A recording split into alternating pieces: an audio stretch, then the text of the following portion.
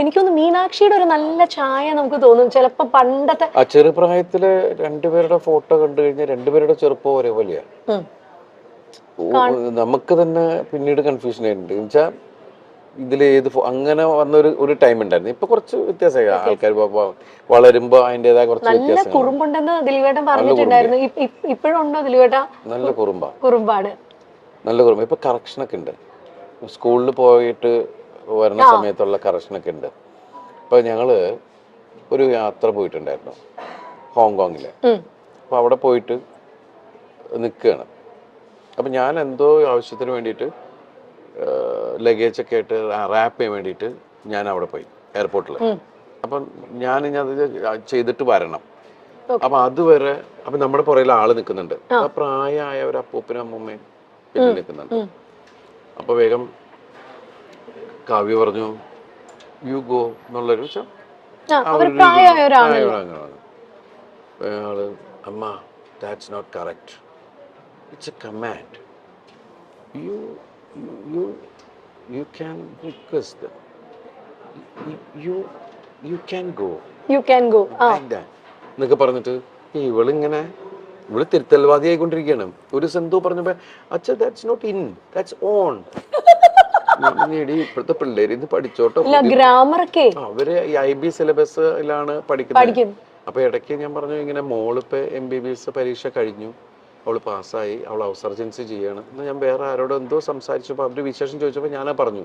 ഇവളിങ്ങനെ നിന്നിട്ട് എൻ്റെ തട്ടണു.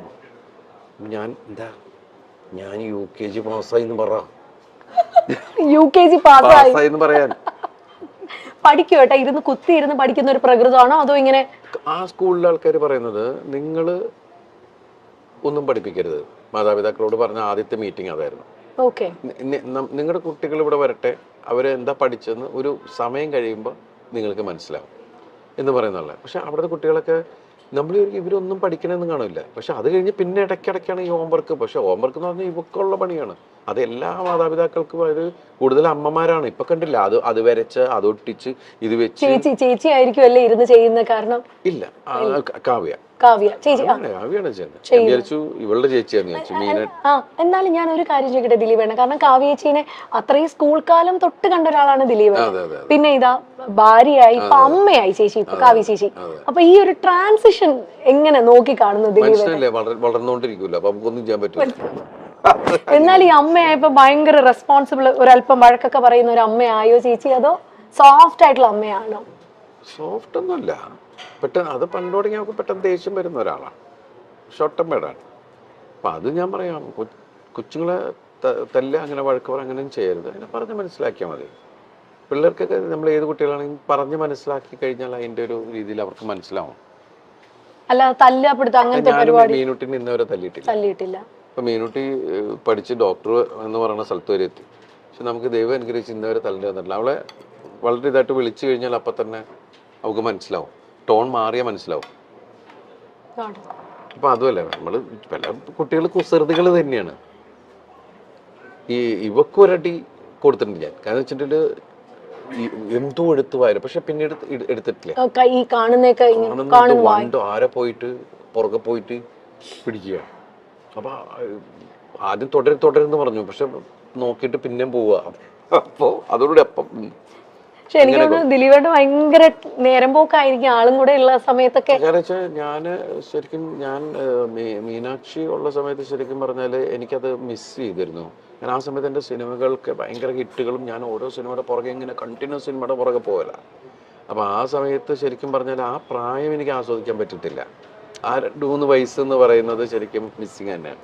അതെനിക്ക് ഇവിടെ കിട്ടി. കാരണം ആ സമയത്ത് ശരിക്കും കോവിഡ് എല്ലാം ആയിരുന്നപ്പോ എനിക്ക് അതില് വേറൊരു സങ്കടം എന്ന് വെച്ചിട്ടുണ്ടെങ്കിൽ ഞാൻ 1.5 വർഷം പുറത്തേക്ക് പോകുന്നില്ല നമ്മളാരും. പിന്നെ ഞാൻ പോയത് നാദൃശ്വരം മോളുടെ ഐഷുവിന്റെ കല്യാണത്തിനാണ് പോയത്. പക്ഷെ ദൈവം അനുസരിച്ച് അപ്പൊന്നും എനിക്ക് വീട്ടിൽ ആർക്കും കോവിഡ് കിട്ടിയില്ല. അത്രയും ക്രൗഡിന്റെ ഇടയിലാണ് നമ്മൾ പോയിരുന്നത്. എത്ര ദിവസം ഉണ്ടായിരുന്നു ആ കല്യാണം. അപ്പൊ എല്ലാവരും ഭയങ്കര ആവേശത്തിൽ അതിന്റെ ഇതിൽ നിൽക്കണം. നമ്മുടെ വീട്ടിലൊരു കല്യാണം നടക്കുന്ന പോലെയാണല്ല. അത് കഴിഞ്ഞ് പിന്നെ വേറൊരു സ്ഥലത്ത് പോയപ്പോ എവിടെയോ ഒരു എന്തിനോ ഫംഗ്ഷന് പോയപ്പോഴാണ് എനിക്ക് കിട്ടിയോ എന്നൊരു സംശയം. ഞാനാണെങ്കിൽ അങ്ങനെ നോക്കി എല്ലാവരെ കുറിച്ച്, കാരണം ഞങ്ങൾ 10-13 പേര് ഒരു വീട്ടിലാണ്. അപ്പോൾ ഒരു സാധനം വന്നു കഴിഞ്ഞാൽ അതിനെ പിടിച്ച് മഞ്ഞളൊക്കെ മുക്കി മറ്റു എന്നൊക്കെ പറഞ്ഞ് ഒരുപാട് കാര്യങ്ങളൊക്കെ ചെയ്തിട്ടാണ് അടുക്കളയിലേക്കൊക്കെ പോണത്. അത് അങ്ങനെയൊക്കെ ഒരാളെ തൊട്ടാ അപ്പം തന്നെ ഇത് അടിക്കുക. കൊച്ചൊക്കെ ശീലമായി ജനിച്ചപ്പം തുടങ്ങി ഈ സാധനമൊക്കെ കിട്ടിയിട്ട് അതൊക്കെ ഇങ്ങനെയൊക്കെ ഇത് കാണിക്കണതാണ്. ഇങ്ങനെയായി. അതിനിടയ്ക്ക് ഞാൻ കൊണ്ടുവന്നു ഇത് വീട്ടിൽ കോവിഡ് ഞാൻ കൊണ്ടുവന്നു. അത് ഞാനാണ്. എന്നിട്ട് എല്ലാവരും ചിരി തുടങ്ങി. ഭയങ്കര സൂക്ഷ്മമായിട്ട് നോക്കിയിട്ട് ഞാൻ കൊണ്ടുവന്നു എന്ന് പറയും. എനിക്കാണെങ്കിൽ മറ്റത് പറഞ്ഞ മാതിരി ഐഡിയ എൻ്റെ പോയി എന്ന് പറഞ്ഞുകൊണ്ട് നമ്മള് അലൻസിയറായിട്ടല്ലേ പറഞ്ഞു എന്ന് പറഞ്ഞ പോലെ നമ്മളിങ്ങനെ ഒന്നും മിണ്ടാൻ പറ്റാണ്ട് എല്ലാവരും ചിരിക്കുമ്പോ എന്താടാ ഉള്ള സംഭവം. അങ്ങനെ ഞങ്ങൾ 3 പേര് മാത്രമേ. അപ്പൊ ഈ ചെറുതും പെട്ടു, ചെറുതിനും പിടിച്ചു. അപ്പൊ പാവം 21 ദിവസം ഞങ്ങളുടെ മുറിക്കകത്താ, ഒരു മുറിക്കകത്ത്. അപ്പൊ 21 ദിവസം ഇരുന്നിട്ടാണ് പോയത്. അന്നൊക്കെ 21 ദിവസം ക്വാറന്റൈൻ ആയിരുന്നല്ലോ ഏട്ടാ. ശരിക്കും നമ്മളെന്താ വെച്ചാൽ അമ്മയുണ്ട്, താഴെ അമ്മയുണ്ട്. അപ്പൊ അതുകൊണ്ട് അമ്മയ്ക്കൊരു കുഴപ്പം, അമ്മയ്ക്ക് പ്രായമുള്ളതല്ലേ, എന്തെങ്കിലും പറ്റിക്കഴിഞ്ഞാലൊന്നും ഇയാളുടെ ഇതിനകത്ത് നമ്മൾ അവിടെ തന്നെ ഇങ്ങനെ ഇരുന്ന് ഇതാക്കിയിരുന്നു. അപ്പൊ ആ സമയത്തൊക്കെ നമ്മൾ ഇവരിങ്ങനെ വാച്ച് ചെയ്തുകൊണ്ടിരിക്കലും ഒക്കെ ഉണ്ടല്ലോ. രണ്ട് ആ സമയത്താണ്. അതുകൊണ്ട് വെച്ചാൽ എല്ലാവരും വീട്ടിലുള്ളതുകൊണ്ട് പെട്ടെന്ന് മലയാളം സംസാരിക്കാൻ. തങ്കമണിയുടെ റിലീസിനെ പറ്റിയൊക്കെ മഹാലക്ഷ്മി മീനാക്ഷി ഒക്കെ എന്നാ പറയുന്നു കേട്ടോ അവര്. അല്ല, എല്ലാവരും ഇപ്പൊ സോഷ്യൽ മീഡിയയിൽ ഇത് വരുന്ന മീനാക്ഷി ശരിക്കും നല്ല ആസ്വാദകയാണ്. ഇപ്പൊ എല്ലാ സിനിമകളും കാണും. ലിമിറ്റഡ് ആയിട്ട് മീനാക്ഷി സംസാരിക്കാറുള്ളൂ. അധികം സോഷ്യൽ മീഡിയയിൽ അങ്ങനെ വളരെ സൈലന്റാണ്. എല്ലാ സ്ഥലത്തും കൂടുതൽ ലിസണറാണ്. എന്റെ പോലെയുള്ള ആള് തന്നെയാണ്. അങ്ങനെ എനിക്ക് തോന്നുന്നത് സ്വഭാവം കാവ്യയുടെ ഇവക്കുള്ളത്. അവള് ചെന്ന എവിടെയും ഭയങ്കര വർത്താനവും ആ ഏരിയ മൊത്തം അവളുടെ ഏരിയയിലാക്കി കളയും. എല്ലാ തമാശയൊക്കെ പറഞ്ഞ എല്ലാവരും അവളായിട്ട് ഒരു കംഫർട്ട് സോൺ ഉണ്ടാക്കി കളയും. അത് തന്നെയാണ് ഇവളുടെ സംഭവം. നമ്മള് രണ്ടുപേരും വളരെ സൈലന്റ് ആൾക്കാരാ ശരിക്കും പറഞ്ഞു. അല്ല, എന്തായാലും അതുകൊണ്ട് ഭയങ്കരമായിട്ട് ബാലൻസ് ആയി. ഇപ്പൊ ദിലീപേട്ടന് വേണ്ടി ഇതേ വെജ് ആണ് കേട്ടോ കൊണ്ടുവന്നേക്കുന്നത്. കഴിക്കട്ടെ. അതിന്റെ ഇടയിൽ ഞാൻ ആണ്. അല്ല, ദേപ്പൂട്ടില് ഫുഡിന്റെ കാര്യം പറയണം. ഇവിടെ ഒരു ഭയങ്കര വൈഡ് റേഞ്ച് ഓഫ് മെനു ആണ് ഇവിടെ ദേപ്പൂട്ടിലുള്ളത്. കാരണം ഞാനും കെട്ടിയനും കൂടെ വന്നാൽ ദിലീപേട്ട പുള്ളി എപ്പോഴും കഴിക്കുന്ന ഇലയിലൂണാണ്. ഇവിടുത്തെ ഇലയിലൂണ്. ദിലീപേട്ട ഏറ്റവും ഫേവറേറ്റ് ഫുഡ് ഏതാ? പണ്ട് എനിക്ക് അങ്ങനെ ഒന്നിനോട് പ്രത്യേകിച്ച് അങ്ങനെ ഒന്നിനോട് നല്ല ടേസ്റ്റ് ഉള്ളതെല്ലാം എടുക്കുക എന്നുള്ളത് തന്നെയാണ്. പിന്നെ എനിക്ക് ഇവിടെ ഈ പുട്ടുകട തുടങ്ങിയ സമയത്ത് ഞാൻ ഏറ്റവും കൂടുതൽ ഞാൻ ഇവിടെ വരുമ്പോൾ കഴിച്ചിരുന്നത് പുട്ടും മാമ്പഴമാണ്. പുട്ടും മാമ്പഴവും. ഈ പുട്ടിന്റെ കൂടെ മാമ്പഴം പഴം പോലെ നല്ല പഴുത്ത മാമ്പഴമാണെങ്കിൽ നല്ല രസമാണ് കുഴച്ച് കഴിക്കാൻ. അതുപോലെ നല്ല ചൂട് പുട്ടിന്റെ കൂടെ പാലും പഞ്ചസാരയും ഒക്കെ നല്ല ടേസ്റ്റുള്ള കാര്യങ്ങളാണ്. പിന്നെ നമ്മൾ പുതിയ പുതിയ ഒരുപാട് വെറൈറ്റികൾ നമ്മൾ ചിക്കനും പ്രോൺസും അത് എന്തൊക്കെ ഡിഷ് ഉണ്ടെന്നുള്ള സാധനങ്ങളൊക്കെ വെച്ച് ഡിഫറെന്റ് കോംബോകൾ നമ്മൾ ശ്രമിച്ചു നോക്കുന്നു.